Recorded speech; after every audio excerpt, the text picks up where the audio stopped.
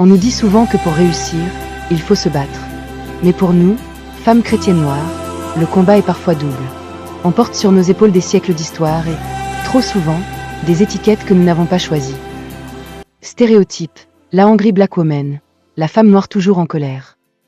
Réalité, 80% des femmes noires disent ressentir une pression sociale à paraître forte en permanence. Fait, les femmes noires sont parmi les groupes les plus entrepreneurs et diplômés, mais aussi les plus exposés au stress chronique. On attend de toi que tu sois une superwoman. Mais si tu es calme, on dit que tu es hautaine. Alors que si tu es intelligente, tu intimides. Sans oublier que si tu es mince et élégante, tu déranges. Ce regard extérieur, ce qu'on appelle le white gaze ou simplement le jugement social, tente de définir ton identité avant même que tu n'ouvres la bouche. Mais la plus grande menace pour ton destin, ce n'est pas ce que les gens disent de toi. C'est la tempête que cela crée à l'intérieur de toi. La colère, l'anxiété, le sentiment d'injustice, si on ne les maîtrise pas, ces émotions deviennent les barreaux d'une cage dorée. Pendant longtemps, j'ai cru que mon succès dépendait de mes diplômes, de mon allure ou de mon intelligence. Mais je vais te confier un secret, j'ai failli passer à côté de tout mon destin. Pas à cause d'un manque de talent, mais à cause d'une émotion non maîtrisée, la peur. Si le Saint-Esprit n'était pas intervenu pour me montrer mon erreur, tu ne regarderais pas cette vidéo aujourd'hui. Mon appel aurait été étouffé dans les toilettes d'une école. Je m'en souviens comme si c'était hier. J'étais enfermée dans ces toilettes, le cœur battant à tout rompre, paralysée. Dans quelques minutes, je devais donner mon premier cours d'informatique à des adolescents. C'était un remplacement d'urgence, sans préparation. J'étais en colère contre les circonstances, mais surtout, j'étais terrifiée. Le diable me hurlait, « Fuis, trouve une excuse, rentre chez toi, protège-toi de ce stress. » C'était si facile de faire demi-tour. Mais là, dans ce silence pesant, j'ai entendu la voix douce du Saint-Esprit me dire, « Tu vas y arriver. Vas-y enfant de Dieu. » Il ne m'a pas condamné, il m'a dissuadé de fuir. Il m'a montré que cette épreuve n'était pas là pour m'écraser, mais pour forger ma tempérance. Ce cours n'a pas été parfait. Les élèves étaient difficiles. Mais ce jour-là, j'ai appris une vérité que je veux te transmettre. L'obéissance à Dieu produit une autorité que le confort ne t'apportera jamais. Voici la révélation que j'ai reçue. Aux yeux du monde, de mes collègues et de mes proches, j'étais la femme parfaite. Calme, maîtrisée, réussissant tout ce qu'elle entreprend. C'était mon masque d'excellence. Mais à l'intérieur, c'était le chaos. Après avoir vécu la dépression et le harcèlement au travail, je portais des cicatrices invisibles. Je souffrais de phobie sociale. Je laissais les critiques, les mauvaises langues, dicter ma valeur. J'étais, comme le dit la Bible, une ville sans murailles. N'importe qui pouvait entrer dans mes pensées et voler ma joie. Dieu a utilisé ces remplacements dans les écoles non pas pour m'apprendre à devenir enseignante comme je le croyais à l'époque, mais pour reconstruire mes murailles. Il m'a chuchoté au cœur. Ma fille, comment veux-tu gérer un ministère ou une entreprise si tu ne gères pas ton propre cœur? C'est là que j'ai compris, la maîtrise de soi n'est pas une punition ou une contrainte. C'est une protection divine. C'est l'armure que le Saint-Esprit te donne pour que les flèches de l'injustice, de la jalousie ou de la peur ne puissent plus t'atteindre. Ma sœur, tu peux faire des erreurs, tu peux avoir envie de fuir, mais ne t'éloigne jamais de sa présence. Il est le seul capable de transformer ta panique en une paix inébranlable. Ma sœur, si je te raconte cela, c'est parce que je sais que tu te sens peut-être aujourd'hui comme je me sentais dans ces toilettes, compétente à l'extérieur, mais épuisée par le bruit intérieur. Tu penses que ton problème est extérieur, les élèves difficiles, les collègues, le manque de temps, mais Dieu veut te montrer que ton plus grand territoire à conquérir, c'est toi-même. On nous a souvent appris que la maîtrise de soi, c'était serrer les dents ou se retenir d'exploser. Mais dans le royaume de Dieu, c'est bien plus profond que de la simple volonté humaine. C'est une gouvernance spirituelle.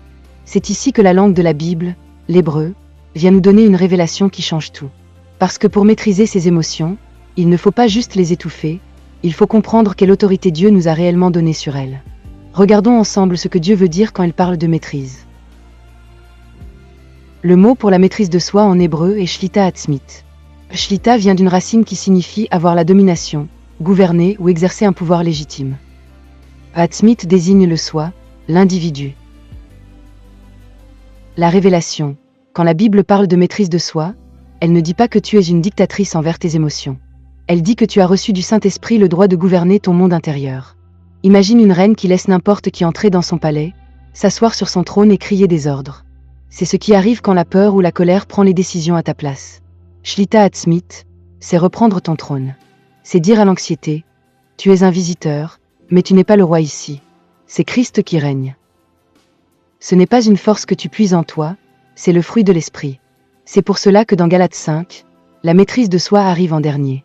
C'est le sceau final, le bouclier qui protège l'amour, la joie et la paix que Dieu a déposé en toi. Pour comprendre cela, il faut revenir aux racines. La Bible n'est pas juste un livre de règles, c'est un manuel de puissance révélé par la richesse de l'hébreu. Premier mot à retenir, c'est notre fondation, la foi, Emunah. En hébreu, la foi se dit Emunah. Imagine que c'est comme les fondations d'un gratte-ciel. Ce n'est pas juste croire que Dieu existe, c'est être ferme, constante. Si les gens te critiquent, ton Emunah fait que tu ne bouges pas, car tu es ancré dans ce que Dieu dit de toi. Rappelle-toi cela de la maîtrise de soi, Shlita Atzmit.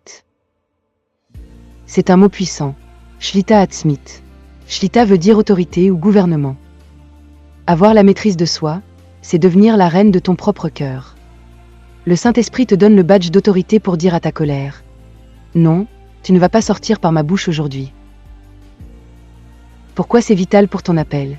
Parce que le fruit de l'esprit, Galates 5 verset 22, commence par l'amour et finit par la maîtrise de soi. C'est le cercle complet. Sans maîtrise, tu gaspilles l'énergie que Dieu t'a donnée pour ton destin à essayer de prouver aux autres qu'ils ont tort. Alors, ma sœur, la question brûlante est celle-ci. Comment passe-t-on concrètement du chaos des émotions à cette paix qui gouverne? Ce n'est pas une formule magique, c'est une culture. C'est le résultat de ton intimité avec le roi. C'est précisément pour cela que j'ai conçu le Elle Prospère Journal. Sa mission est simple mais radicale. T'aider à bâtir cette muraille intérieure pour que ton âme soit le terrain fertile de ta destinée. Inspiré de 3 Jean 1 verset 2, ce journal est ton sanctuaire quotidien. Tu sais, même 5 minutes avec Jésus suffisent pour qu'il reprenne sa place sur le trône de ton cœur. Voici comment ce journal va t'aider à activer ta Shlita Atzmit, ton autorité sur toi-même, à travers 5 piliers. 1. L'amour passionné. Tout commence ici. La maîtrise de soi n'est pas une privation, c'est un débordement d'amour pour Christ. En l'aimant lui plus que tes propres réactions, tu commences naturellement à lui ressembler. C'est le premier pas pour dominer ses émotions. 2. Prier avant de réagir. Le journal est l'endroit où tu déposes tes hormones, tes colères, tes frustrations et tes peurs. Au lieu de les jeter au visage des autres, tu les déposes au pied du trône. Tu écris pour que Dieu trie ce qui est en toi. 3. Le discernement des cercles. Tu apprendras à identifier qui a le droit d'entrer dans ton cercle intime. Ta paix est trop précieuse pour être piétinée. Le journal t'aide à voir clair dans tes relations pour protéger ton onction. 4. L'obéissance silencieuse. Parfois, ta plus grande prédication, c'est ton silence. Le journal t'enseigne à briller par ton excellence et ta tempérance plutôt que par tes. C'est là que ton caractère devient ton autorité. 5. La prospérité de l'âme. Quand ton cœur est connecté à Christ, ignorer les critiques et pardonner chaque jour devient une seconde nature. C'est cela, la vraie prospérité. Ne te trompe pas, si ton âme prospère, l'extérieur suivra obligatoirement. Cette paix intérieure finira par déborder sur ton travail, tes projets et tes relations. Le monde ne verra plus seulement une femme intelligente et belle, il verra une femme que rien ne peut ébranler parce qu'elle sait qui gouverne en elle. Ma sœur, tu as entre 14 et 35 ans, c'est la saison où tu construis tes fondations. Ne laisse personne, ni tes propres émotions, te voler les grandes choses que Dieu a préparées pour toi. Tu es belle, tu es intelligente, et en Christ, tu es invincible si tu restes maître de toi-même. Choisis aujourd'hui d'être cette femme d'excellence. Si ce message t'a touché, partage-le à une sœur qui a besoin de retrouver sa paix. Le lien pour le journal est en description pour t'aider dans ce voyage. Que la paix de Dieu garde ton cœur et tes pensées en Jésus-Christ. On prospère chaque jour un peu plus avec amour vers la maîtrise de soi. À bientôt.